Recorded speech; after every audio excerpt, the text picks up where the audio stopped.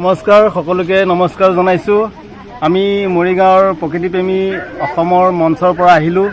আপোনালোকে ইতিমধ্যে গম পাইছে প্ৰকৃতিপ্ৰেমী অসমৰ দ্বাৰা কেনেধৰণে বছৰটোত বন্য প্ৰাণী ৰক্ষাৰ ক্ষেত্ৰত অগ্ৰণী ভূমিকা লৈ আছে। আপোনালোকে সকলোৱে ইতিমধ্যে জ্ঞাত। আজিও তদ্ৰূপ আমি এটি দুষ্প্ৰাপ্য কাছ পোৱালি লৈ আহি আজি প্ৰকৃতিপ্ৰেমী মঞ্চৰ সমূহ সতীৰ্থৰ সৈতে এই আকাশী গংগাত আমি এৰিছোঁ আৰু ই এক আদৰ্শ হৈ ৰ'ব বুলি আমি অনুভৱ কৰিছোঁ। আপোনালোকে জানি ভাল পাব, আমাৰ প্ৰকৃতিপ্ৰেমী মঞ্চৰ সতীৰ্থ ৰতন মেধি ডাঙৰীয়াই জাগিৰোডৰ ৰেল কৰ্মচাৰী হৈ তাতেই ৰেলৰ ট্ৰেকত কাছ পোৱালিটো উদ্ধাৰ কৰি লৈ আহি আমাক অৰ্পণ কৰিছিলে আৰু প্ৰকৃতিপ্ৰেমী মঞ্চৰ হৈ আমি আজি এৰিবলৈ আমি সুবিধা পালোঁ। লগতে আমি সাংস্কৃতিক প্ৰকল্প পৰিদৰ্শন কৰিলোঁ। খুব ভাল লাগিছে, এক নান্দনিক অতুলনীয় দৃশ্য।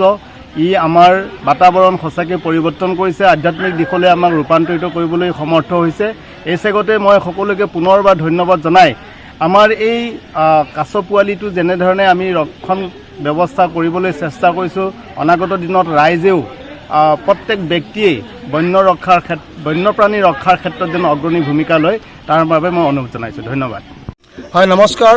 আমি সমগ্ৰ অসমবাসীকে নমস্কাৰ জনাইছোঁ। গুৰুজনাৰ যি বটদ্ৰৱা ঐতিহ্যমণ্ডিত থানৰ পৰাই ইতিমধ্যে আমি প্ৰকৃতি মঞ্চ অসমৰ তৰফৰ পৰা বিভিন্ন সময়ত আমি যি বন্যপ্ৰাণী সংৰক্ষণৰ ক্ষেত্ৰত কাম কৰি আহিছিলোঁ আৰু ইয়াৰ লগে লগে পক্ষীকুলক যাতে কৃত্ৰিম প্ৰজননৰ ক্ষেত্ৰত তেওঁলোকৰ কোনো অসুবিধা নহয় বা প্ৰজনন বৃদ্ধিৰ ক্ষেত্ৰত যাতে কোনো ধৰণৰ তেওঁলোক অসুবিধা নহয় তাৰ কাৰণে আমি কৃত্ৰিম চৰাই বা বিভিন্ন বিৰিখত স্থাপন কৰি আহিছোঁ আৰু ইয়াৰ লগে লগে বিভিন্ন সময়ত আমি সৰীসৃপ জাতীয় বিশেষকৈ সৰ্প আমি উদ্ধাৰ কৰোঁ আৰু এই সৰ্পসমূহ আমি বিভিন্ন আৰ্দ্ৰভূমিসমূহত আমি এৰি দিওঁ।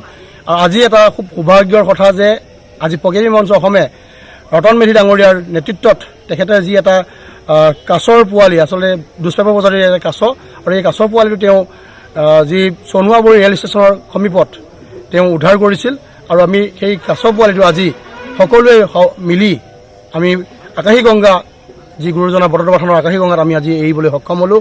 এই চেগতে আমি প্ৰতিগৰাকীয়ে ধন্যবাদ জনাইছোঁ আৰু আমি ক'ব খুজিছোঁ যে গছে দিয়ে শীতল চাহ আৰু দিয়ে সুবিমল বা সেয়েহে বন্ধু ভাবি চোৱা এডাল হ'লেও গছ ৰোৱা। অন্ততঃ প্ৰকৃতিৰ বা পৃথিৱীৰ ভাৰসাম্য ৰক্ষাৰ ক্ষেত্ৰত সকলোৱে আমি কাম কৰিব লাগিব আৰু আহক সকলোৱে হাতে হাত ধৰি বন্যপ্ৰাণী সংৰক্ষণেই নহয়, আমি পৃথিৱীৰ ভাৰসাম্যৰ ক্ষেত্ৰত সকলোৱে বৃক্ষৰোপণ কৰোঁ আৰু আমি এনেদৰেই আমাৰ এই উঠি অহা প্ৰজন্মক আমি উৎসাহিত কৰিব লাগিব।